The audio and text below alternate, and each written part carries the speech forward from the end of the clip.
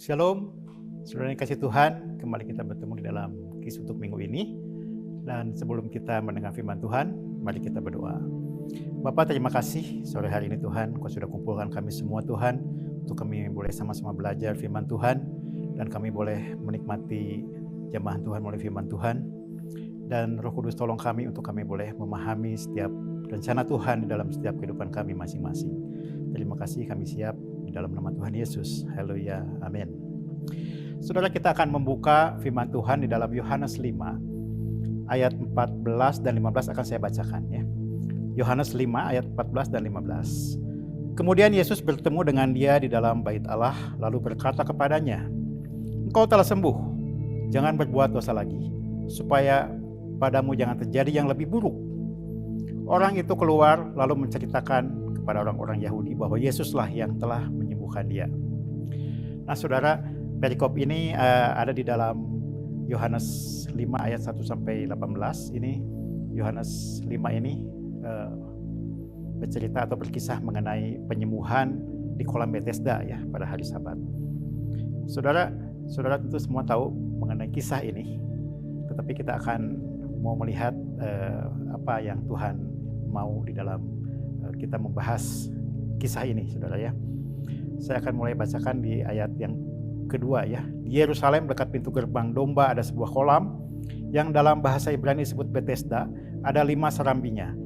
Dan di serambi-serambi itu berbaring sejumlah orang sakit, orang-orang buta, orang-orang timpang, dan orang-orang lumpuh yang menantikan goncangan air kolam itu.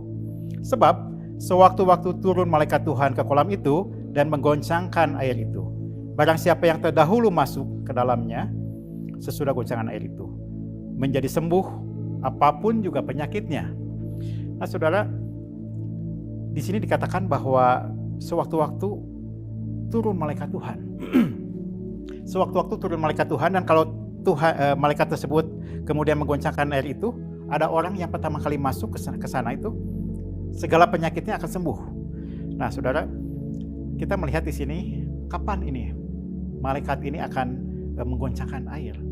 Ya, barangkali dikatakan di sini banyak orang-orang yang berkumpul di sana yang mempunyai segala macam penyakit yang mereka ingin disembuhkan, ya, tetapi mereka harus menunggu malaikat itu datang dan terus menggoncangkan airnya di sana. Nah, saudara, dan dikatakan bahwa yang pertama kali masuk itu dia akan disembuhkan apapun penyakitnya. Nah, saudara, ini sangat relevan juga ya untuk waktu sekarang ini, saudara, karena kita semua nggak tahu. Mereka juga semua nggak tahu kapan malaikat itu datang. Mungkin siang hari, pagi hari, atau mungkin malam hari, atau subuh. Nggak ada yang tahu, saudara ya. Tetapi dikatakan bahwa kalau malaikat itu turun, menggoncangkan air kolam tersebut, siapapun yang masuk ke dalamnya, penyakitnya apapun akan disembuhkan. Saudara, kita sering mendengar bahwa yang pasti ya, yang pasti itu, hal yang pasti itu adalah sesuatu ketidakpastian. Ya, segala sesuatu itu nggak pasti. Ya, di dalam situasi sekarang ini, masih dalam masa pandemi seperti sekarang ini, kita banyak mengalami banyak hal yang membuat segala sesuatu sudah tidak pasti lagi, tidak bisa dihitung-hitung lagi, tidak bisa direncanakan dengan baik lagi. Karena tiba-tiba pandemi ini memukul segala macam aspek di dalam kehidupan kita. Ya, tetapi kita bersyukur sebagai anak-anak Tuhan, dan kita semakin hari semakin mau belajar, kita ini semakin teguh di dalam Tuhan. Kita ini semakin mengerti rencana Tuhan untuk kita semua. Karena kita tahu bahwa Tuhan merencanakan yang terbaik untuk kita semua. Ya, dan kita mau belajar di dalam perikop ini. Dikatakan di sini, hal yang pasti itu adalah ketidakpastian. Ya, tetapi kita tahu bahwa di dalam Tuhan, ketidakpastian ini Tuhan mau pakai untuk membina kita, untuk membuat rencana yang terbaik untuk kehidupan kita. Dan kita mau senantiasa berlutut di hadapan Tuhan, memandang kepada Tuhan. So dikatakan juga di sini bahwa barang siapa yang terdahulu masuk ke dalamnya sesudah goncangan itu menjadi sembuh. Dikatakan di sini target semua orang yang ada di sana itu adalah untuk menjadi yang terdahulu. Seringkali di dalam umumnya ini ya, dikatakan bahwa keberhasilan itu untuk yang terdahulu, untuk yang terkuat, untuk yang terpintar, untuk yang terbaik, ya, itu keberhasilan diperuntukkan untuk mereka yang terhebat ya. Tetapi kita mau melihat bagaimana ini pengalaman seorang Pengkhotbah ya. Saya akan bacakan di dalam Pengkhotbah 9 ayatnya yang ke-11. Lalu aku melihat di bawah matahari, ya, pengalaman dari pengkhotbah ini dia sampaikan di sini bahwa kemenangan perlombaan bukan untuk yang cepat dan keunggulan perjuangan bukan untuk yang kuat. Juga roti bukan untuk orang yang berhikmat. Kekayaan bukan untuk yang cerdas. Karunia bukan untuk yang cerdik cendekia. Karena waktu dan nasib dialami semua. Mereka semua, ya. Waktu dan nasib, ya, di dalam King James Version ini waktu dan nasib ini dikatakan time and chance happen to them all. Jadi ini waktu dan kesempatan. Ya, tetapi saya pikir ini terjemahan bahasa Indonesia juga ini tidak terlalu salah, saudara, dikatakan waktu dan nasib, saudara, ya. Karena apapun yang kalau misalnya seorang begitu pintar, begitu hebat, saudara, tetapi kalau nasibnya dalam tanda kutip, ya, ini tidak menunjang, tidak terjadi, ya. Tetapi dalam firman Tuhan King James Version ini disebutkan di sini bahwa waktu dan kesempatan inilah yang dikasih oleh Tuhan. Jadi semua orang ini mempunyai waktu dan kesempatan yang diberikan oleh Tuhan. Nah, saudara, kalau keberhasilan ini dianggap sebagai suatu syarat untuk kita berbahagia, saudara, ya, saya teringat ada seorang orang terpandai mungkin, ya, paling jenius di dunia ini, Albert Einstein. Suatu kali dia berkunjung ke Jepang, saudara, dan di Jepang ini di hotel dia itu tidak bisa memberikan tips kepada pegawai hotel, ya. Biasanya kasih tips, dia nggak ada uang kecil waktu itu. Jadi dia menulis satu surat, saudara, dan surat ini diberikan kepada pegawai hotel tersebut. Ya, di situ ada satu nasihat, saudara. Belum lama ini si surat tersebut, tulisan asli itu, ya, dibuat tahun 1923, saudara, ya. Itu tuh laku dijual, saudara, ya, di lelang itu 1,5 juta US dollar. Saudara, ya. Apa isi surat tersebut, ya? Isi surat tersebut ternyata begini, saudara, ya, bahwa ketenangan dan kesederhanaan itu lebih berkontribusi kepada kebahagiaan daripada keberhasilan atau usaha-usaha untuk berhasil, ya, kerja keras untuk berhasil, ya. Ini jauh lebih berkontribusi kalau tenang dan sederhana, saudara, ya. Nah, bukankah bahwa kita ini selalu melihat bahwa untuk berbahagia ini barangkali orang itu selalu diharuskan begini, begitu, ada caranya dan sebagainya, saudara, ya. Tetapi keberhasilan itu, apakah itu menjamin suatu kebahagiaan? Ya, tadi tulisan Albert Einstein tadi mengatakan bahwa ketenangan dan kesederhanaan lebih baik kita mencari atau mengejar damai sejahtera. Ya, di situ lebih berkontribusi untuk kebahagiaan. Nah, saudara, pada saat-saat ini kan kalau orang berpikir bahwa mempunyai rumah yang besar, yang megah, saudara, atau mempunyai mobil yang mewah, atau mempunyai barang-barang, sesuatu hal yang lain pun yang mewah, jam tangan, perhiasan, ya, seolah-olah itu adalah kebahagiaan. Tetapi seorang aktor Hollywood, saudara, mengatakan bahwa dia mengharapkan itu orang-orang itu semua kaya dan terkenal, supaya orang-orang itu mereka semua menyadari dan mengetahui bahwa menjadi terkenal, menjadi kaya raya itu bukan jawaban untuk suatu kebahagiaan. Ya, saudara, jadi kita melihat bahwa seseorang yang berhasil itu bukan jaminan untuk kebahagiaan. Tetapi dari perikop yang akan kita bahas di dalam penyembuhan di kolam Bethesda ini, kita akan mau belajar sesuatu, saudara, ya. Ini dikatakan ayatnya yang kelima. Di situ ada seorang yang sudah 38 tahun lamanya sakit. 38 tahun, saudara. Kita jadi ingat bangsa Israel ini di padang gurun itu 38 tahun sebelum mereka masuk ke dalam tanah perjanjian, saudara, ya. Suatu waktu yang lama sekali.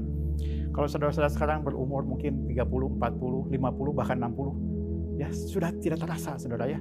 Tiba-tiba sekarang kita sudah mengalami begitu panjangnya waktu di umur hidup kita, ya, sampai saat ini 38 tahun ini suatu masa yang panjang sekali, saudara, ya. Dan kalau kita melihat bahwa seorang yang sakit di situ 38 tahun, ini tentu orang tersebut mungkin sudah kehilangan harapan, sudah kehilangan ketika dia katakan bahwa dia sudah lama di sana itu, dia hanya menyaksikan orang-orang lain yang terlebih dahulu masuk ke dalam kolam, kemudian mereka disembuhkan, saudara ya. Mungkin awal-awal segala cara dia lakukan untuk supaya dia bisa masuk ke dalam kolam ketika malaikat menggoncangkan ayat tersebut, sehingga orang sakit ini bisa sembuh, saudara ya. Ayat yang kelima dikatakan di sini 38 tahun ya.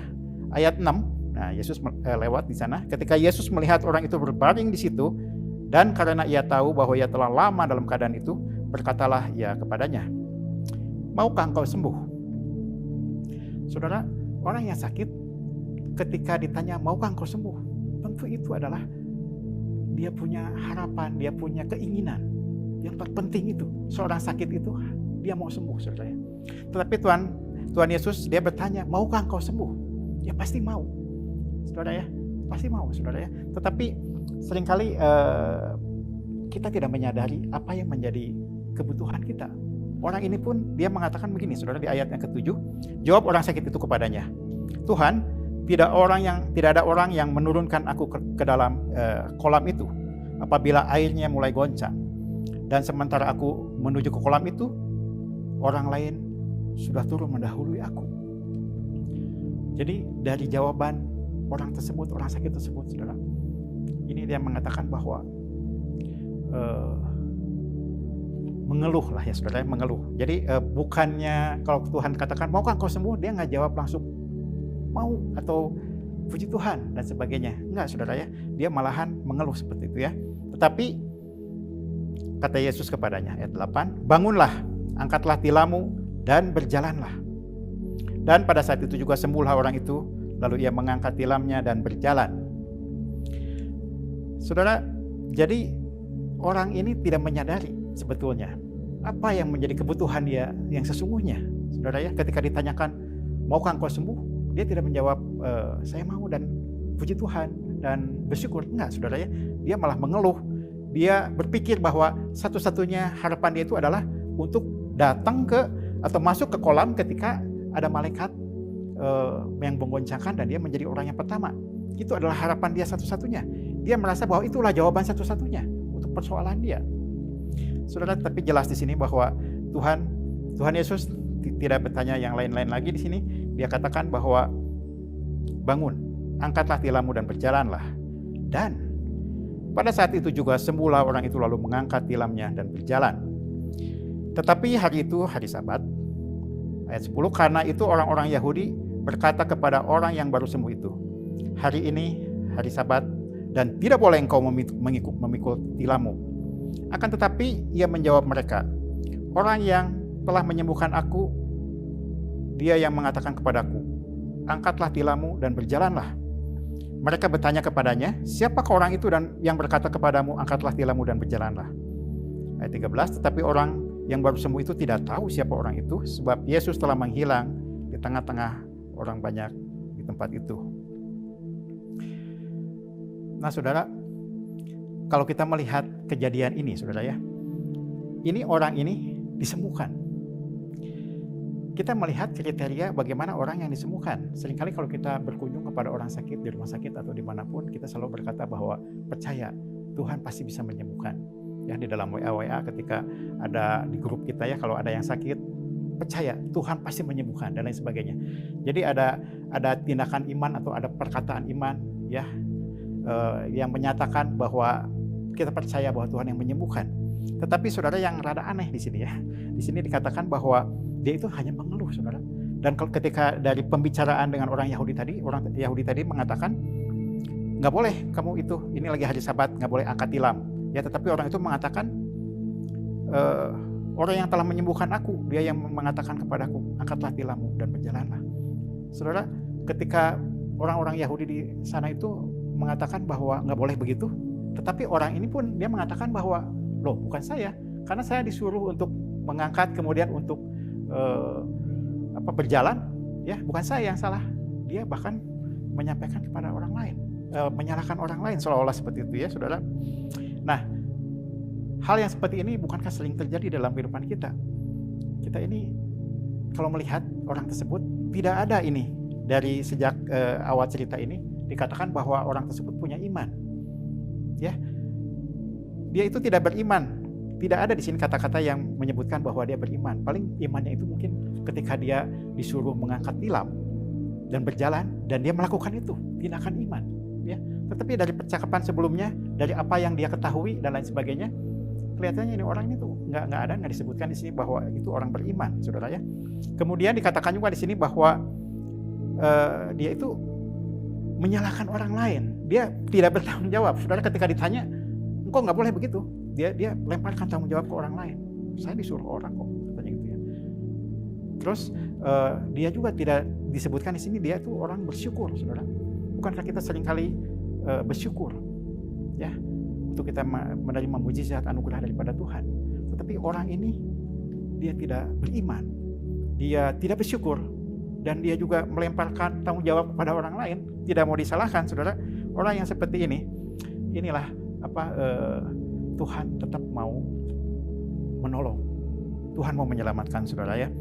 Nah, kita melihat di sini bahwa ketika orang yang seperti ini, Tuhan tetap tolong, saudara. Makanya kita akan mengerti bahwa di Roma 3 ayat 11 itu Rasul Paulus menulis ya, tidak ada yang benar, seorang pun tidak. Tidak ada seorang pun yang berakal budi. Tidak ada seorang pun yang mencari Allah. Semua orang telah menyeleweng, mereka semua tidak berguna, tidak ada yang berbuat baik, seorang pun tidak. Ini dikatakan ada tertulis, saudara. Ini tertulisnya sebetulnya dari Mazmur 14, saya akan bacakannya. Mazmur 14 ayat 2, Tuhan memandang ke bawah dari sorga kepada anak-anak manusia untuk melihat apakah ada yang berakal budi dan yang mencari Allah. Mereka semua telah menyeleweng, semuanya telah bejat, tidak ada yang berbuat baik, seorang pun tidak. Saudara, bahwa ketika kita mendengar ayat ini, seringkali kita merasa bahwa nggak mungkin. Artinya kita sudah bergereja, kita sudah melayani bahkan. Tetapi dikatakan bahwa tidak ada seorang pun yang berakal budi, tidak ada seorang pun yang berbuat baik, tidak ada seorang pun yang mencari Allah. Berarti ada sesuatu hal yang salah, saudara, dari apa yang manusia seringkali lakukan. Ya, dan kita melihat di sini bahwa ketika orang tersebut juga tidak mengerti hal tersebut, Tuhan sembuhkan, saudara ya. Nah, kita harus melihat kejadian selanjutnya ketika orang-orang mempertanyakan dia, siapa itu orang yang menyembuhkan kamu atau yang menyuruh kamu angkat tilam dan berjalanlah? Dia juga bicara, nggak tahu siapa. Saudara, memang dikatakan di sini ayat 13 ya, Yohanes 5 ayat 13, tetapi orang yang baru sembuh itu tidak tahu siapa orang itu sebab Yesus telah menghilang. Jadi seolah Yesus itu memang sengaja menghilang ya ke tengah-tengah orang banyak di tempat itu. Ayat 14. Kemudian Yesus bertemu dengan dia di dalam bait Allah lalu berkata kepadanya, engkau telah sembuh, jangan berbuat dosa lagi, supaya padamu jangan terjadi hal yang lebih buruk. Saudara, di dalam King James Version saya baca ya, kemudian Yesus bertemu dengan dia di dalam bait Allah itu, dituliskan bahwa afterwards Jesus find him in the temple. Jadi kemudian Yesus menemukan orang tersebut. Yesus menemukan orang itu. Jadi Yesus menemukan orang itu. Ya, ayat 14 tadi. Kemudian Yesus berkata, engkau telah sembuh, jangan berbuat dosa lagi, supaya padamu jangan terjadi yang lebih buruk. Sekali lagi, saudara ya. Kemudian Yesus menemukan orang itu. Menemukan orang itu. Suatu ayat yang sebetulnya ini ayat yang dahsyat sekali di dalam penginjilan.